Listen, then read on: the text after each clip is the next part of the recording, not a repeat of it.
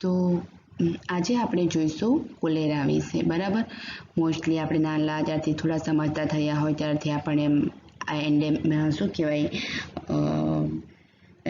Epidemic અને endemic બંને પ્રકારનું ડિસીઝ છે, એટલે આપણે ક્યારેક ને ક્યારેક તો નામ સાંભળ્યું જ હશે, બરાબર. તો આપણે જોઈશું. ઇન્ટ્રોડક્શન. કોલેરા શું છે? તો એક્યુટ ડાયરિયલ ડિસીઝ છે, બરાબર. શેનાથી થાય? તો વિબ્રિયો કોલેરી નામના બેક્ટેરિયાથી, બરાબર. Due to the event or biotype. Cholera is both an epidemic and endemic disease. હવે આપણે જોઈએ એજન્ટ ફેક્ટર્સ. એમાં એજન્ટમાં આવશે વિબ્રિયો કોલેરી.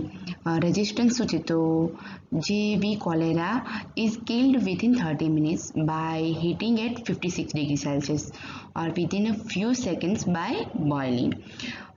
રિઝર્વોયર ઓફ ઇન્ફેક્શન શું છે? તો કેસ અને કેરિયર બંને થ્રુ એનું ઇન્ફેક્શન લાગવાના ચાન્સીસ રહે છે.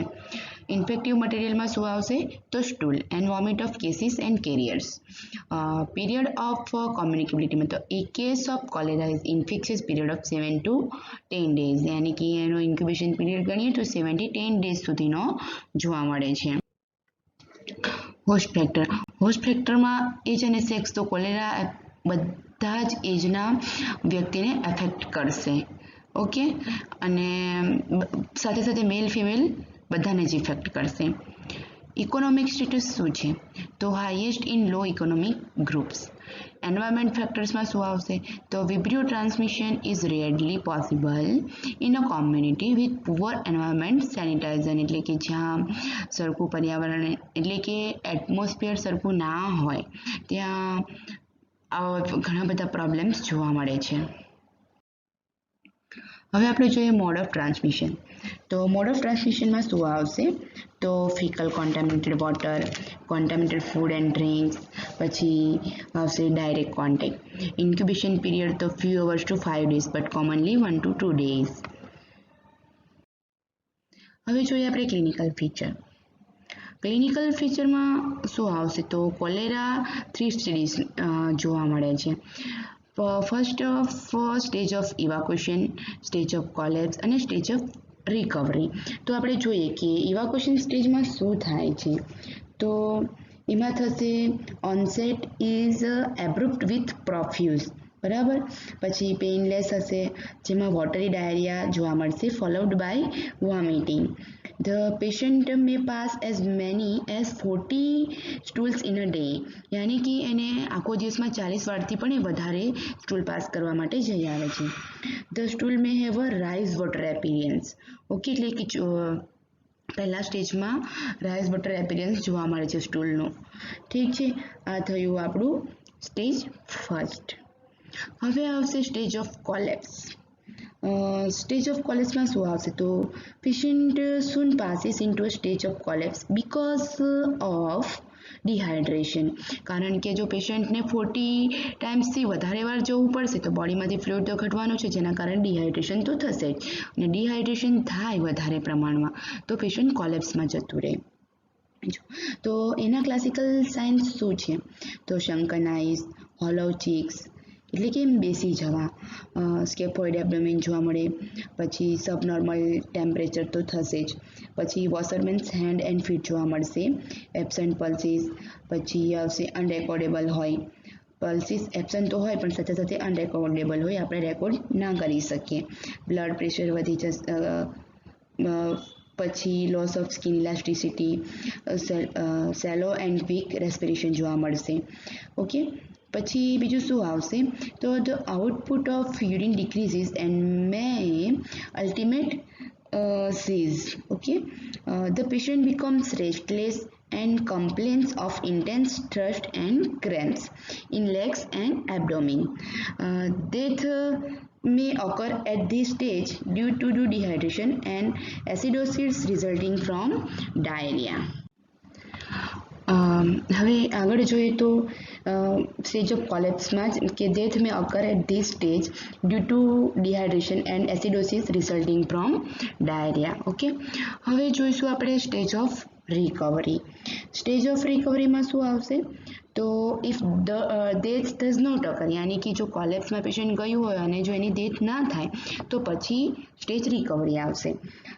તો the patient begins to show sign of clinical improvement. Okay, the blood pressure begins to rise, to temperature return to normal, and urine secretion is re-established.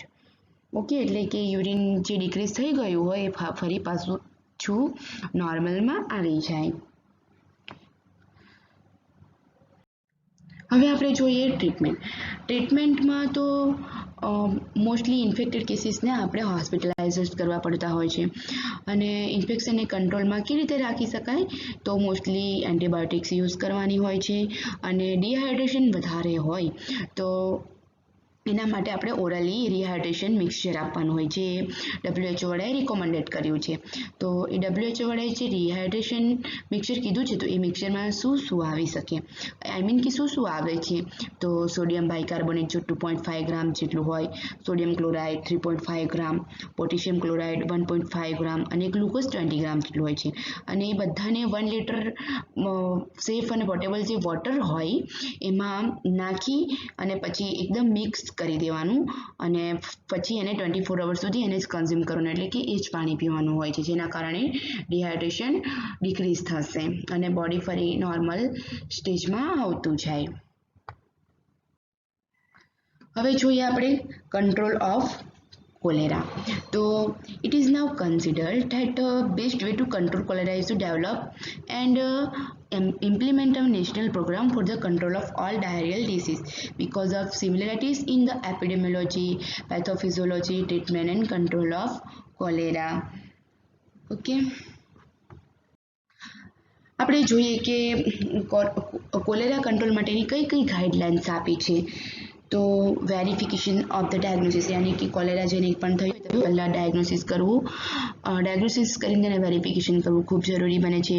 પછી notification, એટલે કે આપણને જ્યારે આજુબાજુમાં કોકને એવું થયું હોય આપણને ખબર પડે તો આપણે જે હેલ્થ વર્કર હોય યાની કે જે તેને આપણે નોટિફિકેશન આપી દેવાની, બરાબર. પછી અર્લી કેસ ફાઇન્ડિંગ કરવાનું રહેશે, ટ્રીટમેન્ટ સેન્ટરને એસ્ટાબ્લિશમેન્ટ કરવાનું હોય, રિહાઇડ્રેશન થેરાપી આપવાની, એડજન્ક્ટ થેરાપી આપવાની, સેનિટાઇઝેશન મેઝર કરવાનું, વેક્સિનેશન આપવાની અને પેશન્ટ હોય યાની કોઈ પણ પીપલ્સ હોય એને હેલ્થ એજ્યુકેશન આપવાનું. ઠીક છે, આપણે આટલું કોલેરા માટે કરી શકીએ છીએ.